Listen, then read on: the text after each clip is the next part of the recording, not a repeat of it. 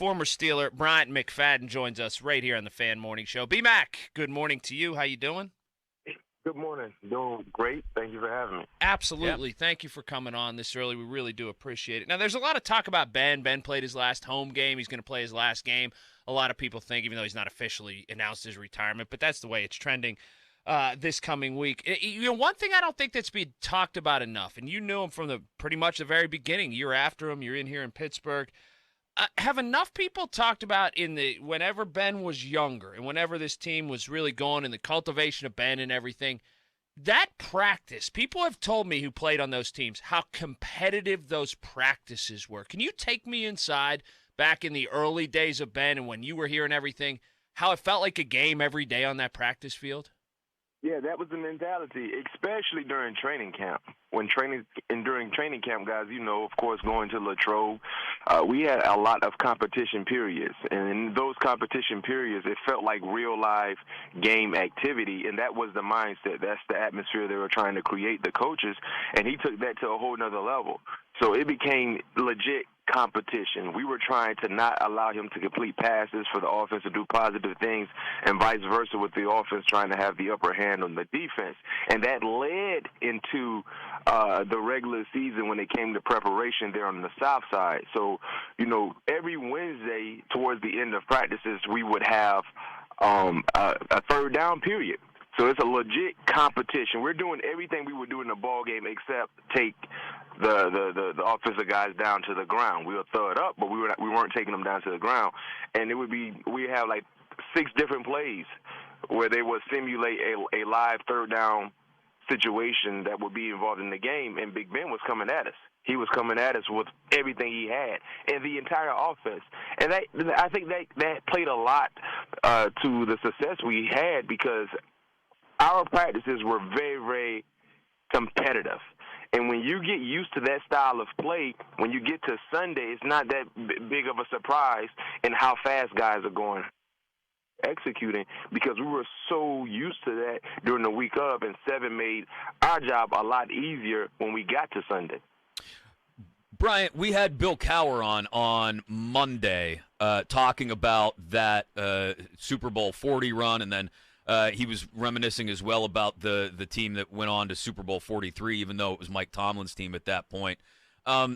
Tell me about Super Bowl 43 and that experience, and all the way down to that final throw by Ben to Santonio in the back corner of the end zone. Where were you? How did you see it? Did you have to look up the scoreboard to know that Tone got his feet down?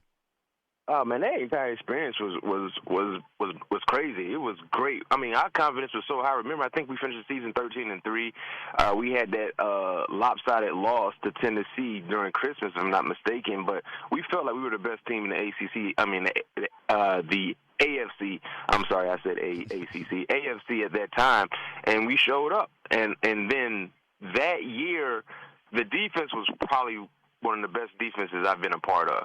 But for some reason, we couldn't really get right in the Super Bowl. And guess who bailed us out? The offense.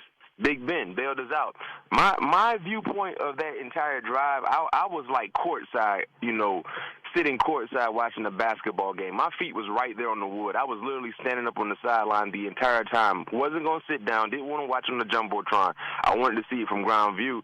And I just saw Big Ben orchestrate a highly rememberable drive.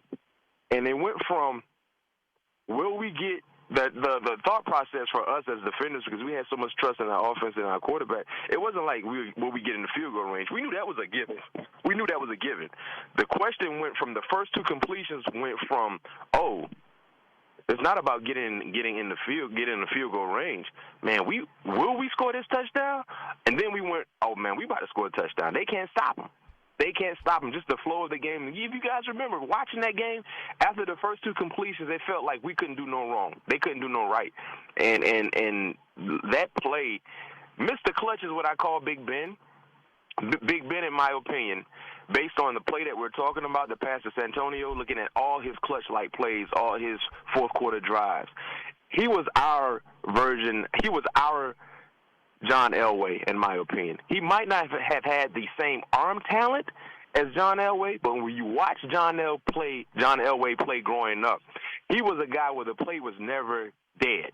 and he always seemed to show up in the most critical moments of a ball game with a clutch-like performance or a clutch-like throw. And for me, our generation, our era, me playing, me watching, he was our John Elway, in my opinion.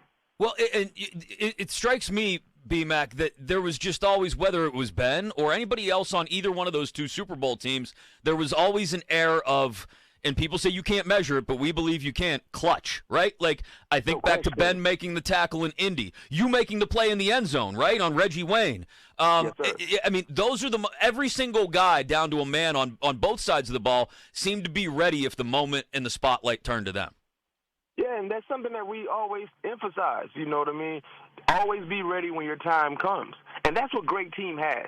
Great team has guys that you might not see throughout the course of the regular season, but eventually they may show up and they seize the moment. They seize the opportunity, and that is what our team was built on, and that's something that we emphasize. That's why the preparation was so intense, as I mentioned to you guys earlier, because when you prepare the way you're supposed to prepare, you can handle any surprise, any unexpected situation that may come your way, and that's what we lived on, man. And the thing I love about Big Ben early in his career, he had a defender's mentality.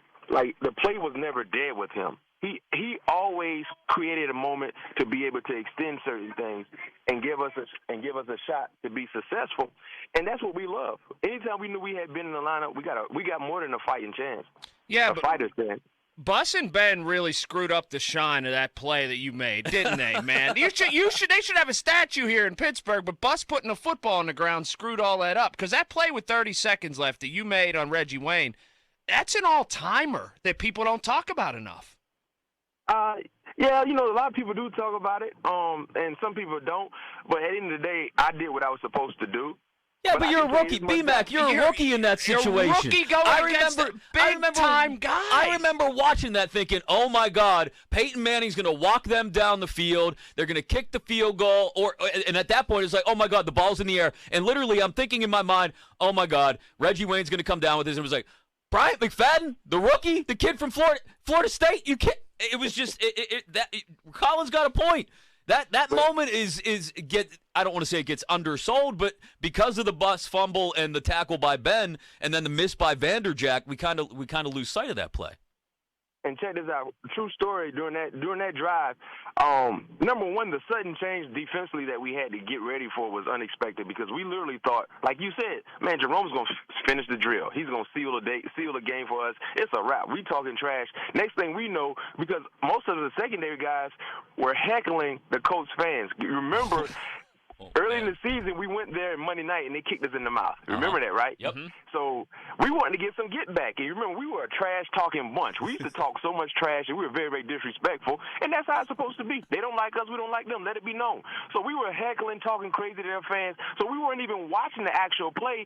And all of a sudden, the Colts fans went crazy. They started celebrating. So in our mind, we're like, why are they celebrating because we just scored a touchdown? Because we literally thought we were scoring a touchdown. And we happened to turn around. We see Nick Harper running with the football, and we went from like, whoa, why does he have the football, and why does it look like he's getting ready to score a touchdown? And in comes Seven, being Mr. Clutch as a defender, got him down, and now instantly we had to get our helmets and run on the football field not knowing exactly what actually transpired. So we're in the huddle like, what just happened? But we don't have time to really talk about it, and I remember James Frey was like, Dickie, give us a call. Coach LeBeau, the very first time I ever seen Coach LeBeau not prepared, it was like he was stunned, just like you guys were stunned watching us from your living room or your bedroom. And then I remember the first freaking play, we come out. They hit Reggie on the dig route, right? And I'm hollering to the secondary. I'm like, Hope. I was telling C. Hope. I said, Hope, man, we're supposed to be disguising. And that was our whole mentality, mindset, strategy-wise, was to disguise and show Peyton Manning something that we were actually playing. But because we were so surprised and shocked, everybody just lining up in their coverage, and I knew when Peyton knew we were basically playing fire zones, which is a man-to-man concept, everyone is man-to-man, I knew exactly where he was going with the football. I'm the only rookie on the football field. I'm the youngest one on the football field that lacks the most experience. You better believe he's going to his all-pro guy on me. And I was like, Mac, don't screw this up. When did you find out that Jerome fumbled? Was it after you got in the locker room? Was it after you got back to the sideline after that? Like, when did it finally hit you, all that transpired? And then there's Ben and there's Tooman and there's the cavalry trying to catch him. Like, when did you finally see that play? Oh, yeah, when we got to the locker room, the highlights. Well, I didn't see the play actually until the game was over. So it went from celebrating, thinking that JB's going to seal the game for us, to going on the football field to defend an all-time great-like offense with so many Hall of Famers, to trying to figure out how are we here? How did we get to this moment? Why am I currently standing across from Reggie Wayne with Peyton Manning staring me down? It's like, wait a minute. I'm still trying to process, like, why are we here? We're not supposed to be in the field. But don't screw this up, Matt. I kept talking to myself, and people say this a lot of times, referencing sports plays when things get quiet. Like, and that's a legit feeling, yo. It's hard to explain, but that was the feeling during that play. We were in a fire zone, and when I saw the ball leave Peyton's hand, I didn't hear nothing. And it felt like it was moving slow, but it was actually in real time. I didn't hear anything until I got up off the ground in the end zone and trotted back to the line of scrimmage to get ready for the next play. It's crazy. It's hard. And I know people are like, man, Mac, you tripping. No, I'm not tripping. Literally, I didn't hear anything. I don't know if my nervous system kind of kicked in, but everything was so quiet. And all I can remember is my defensive coordinator, Mickey Andrews at Florida State, one of the all-time greats. He used to always tell us as defenders, play until the whistle blows. Don't ever get relaxed until the play is all the way dead.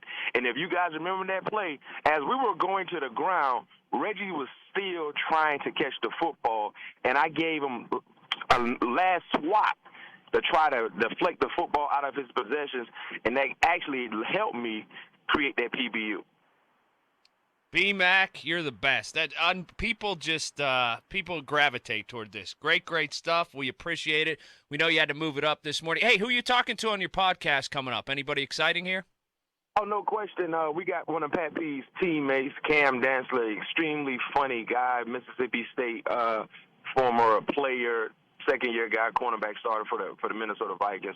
He's a fan favorite. That was one of the more requested interviews from YouTube, our subscribers, and he came on and he had a lot of fun. And I don't know if you guys got a chance to catch my T.J. Watt interview I did, I think, about 2 weeks ago. We had T.J. Watt on there as well. So for you Steelers fans, for you Watt fans, and I've been pushing this whole Defensive Player of the Year award. I'm telling the NFL right now, we will not tolerate T.J. Watt getting snubbed again. That cannot happen. If something happens like that, Steelers Nation, we gotta find a way to get things done the right way, because we're not tolerating T.J. Watt not getting what he's rightfully deserved, which is that Defensive Player of the Year. For the last 4 years, he's led the league in sacks. He should have got it last year, but okay, he didn't. But this year, I don't care nothing about no games he missed. I don't care nothing about no injuries he's been dealing with.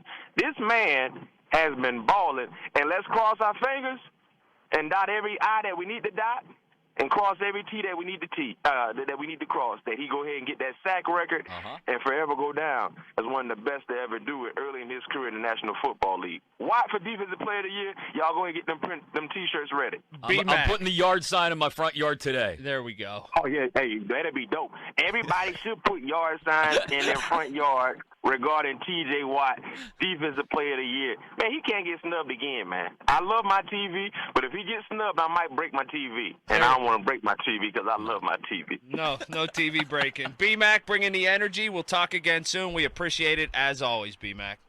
All right, thank you. Great stuff, Brian. Absolutely. Waking you up at 7 o'clock just like that. Good morning to you. That's Bryant McFadden. All Things Covered. That's his podcast. Check it all out. He brings the energy all the time. You can check it out on our website as well. We'll rewind that interview, 937thefan.com.